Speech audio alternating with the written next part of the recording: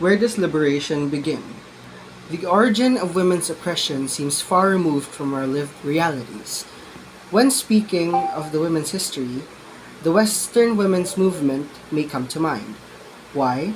This movement exposed the structural inequality faced by women in particular eras. More importantly, this movement identified women as an oppressed group. While this movement is distinct from the Philippine women's movement, it is nonetheless part of a larger story that shaped the global women's agenda today. The previous chapter explained that a woman's perspective is socially constructed and based on how the society views femininity or womanhood as a whole. The patriarchal nature of society has driven feminism to concern itself with issues in relation to women oppression with an end goal of liberating women through gender equality.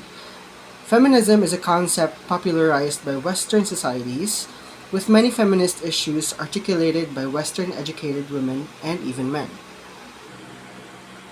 Many feminist historians and theorists call feminism like any wave. There is a distinct rise in the movement, its apex being the height of the issues surrounding the movement at a given time. Like a wave, there is also a decline in the involvement after the issue was resolved or if another more urgent issue arose. Good morning everyone, I'm January T. Campos and I'm going to report the woman and the right to vote. The first wave of the woman emancipation movement, primarily in Western Europe and Northern America, focused on securing women's right to vote, access to education, equal employment opportunities, and freedom of expression. The next is the second wave of feminism and women's liberation. The second wave of feminism emerging in 1960 and 1970s focused on redefining womanhood and challenging the social structure and limited women's rules, influenced by the works like The Feminine Mystique and The Second Sex. It sought to address structural inequality within the patriarchal system, advocating for women's liberation from oppressive institution, economic independence, and self-determination. Next is the socialist feminism.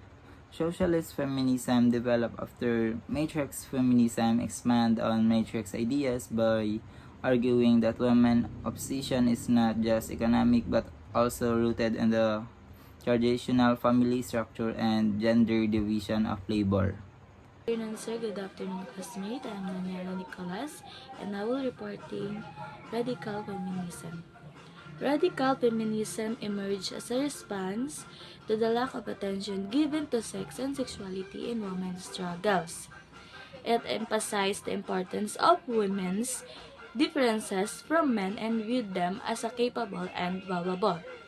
This perspective analyzed the root causes of inequality, focusing on the structural roots of societal structures such as patriarchy.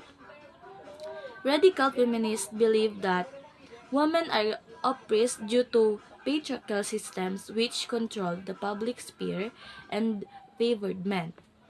This subjugation of women work in favor of society as it ensured the working force and future laborers were cared for at home. The second wave of feminist scholarship focused on the subjugation and domestic enslavement of women, highlighting their perceived inferiority and the need for change. Radical feminists aim to eliminate male supremacy and promote women-centered beliefs, acknowledging their unique ways of knowing. Key issues include productive rights, sex, gender, roles, and traditional roles of women.